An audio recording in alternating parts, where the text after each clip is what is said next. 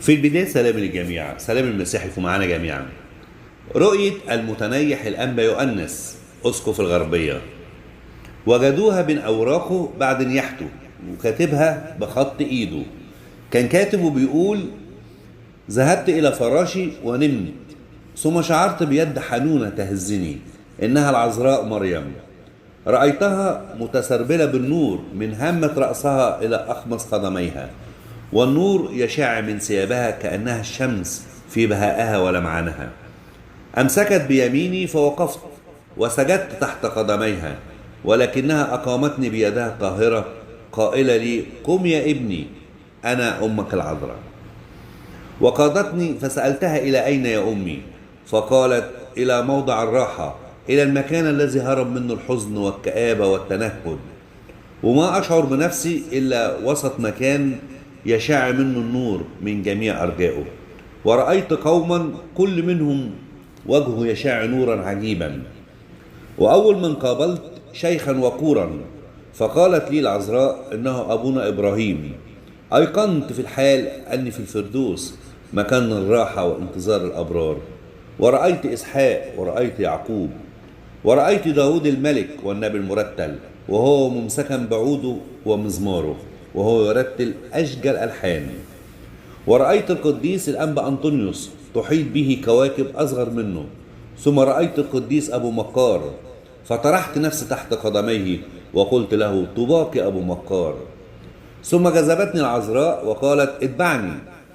ثم سرنا، فتبدل النور البهي إلى ظلمة حالكة، والجو المطمئن إلى جو مفزع، وذلك عندما وجدت نفسي وسط الأشرار يبكون بعيونهم وصرير أسنانهم ندما على ما فرط منهم.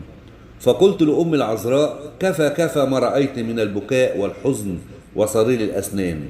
ولكنها قالت: تعالى لترى المكان الذي سيعيش فيه كل إنسان خاطئ مات في خطاياه ولم يتب.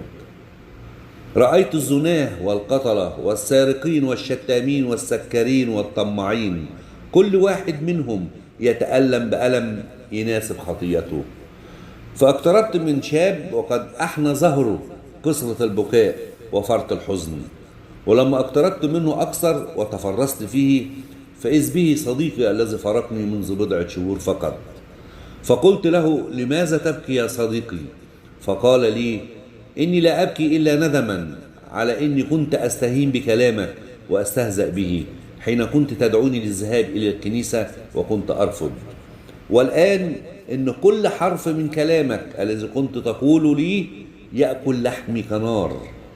وأبكي أيضا لأنه لن تستطيع أنت أو أي قديس آخر أن يصلي من أجلي بعد أن نفذت فرصة التوبة. فطلبت من العذراء أن نغادر هذا المكان البائس، فأخذتني وخرجنا. فتوسلت إليها أن تريني مكاني، فأخذتني وأشارت إلى كرسي بهي من نور ساطع، وقالت لي: هذا هو مكانك، بشرط أن تستمر في حياة التقوى على الأرض. فتشبثت مكاني وطلبت منها أن ترحمني من العودة إلى الأرض، ولكنها ابتسمت وقالت: ليس من حقك أن تحدد المواعيد التي هي من سلطان الله وحده، ولكن اطمئن، فابني يحبكم جدا. ثم استيقظت من النوم.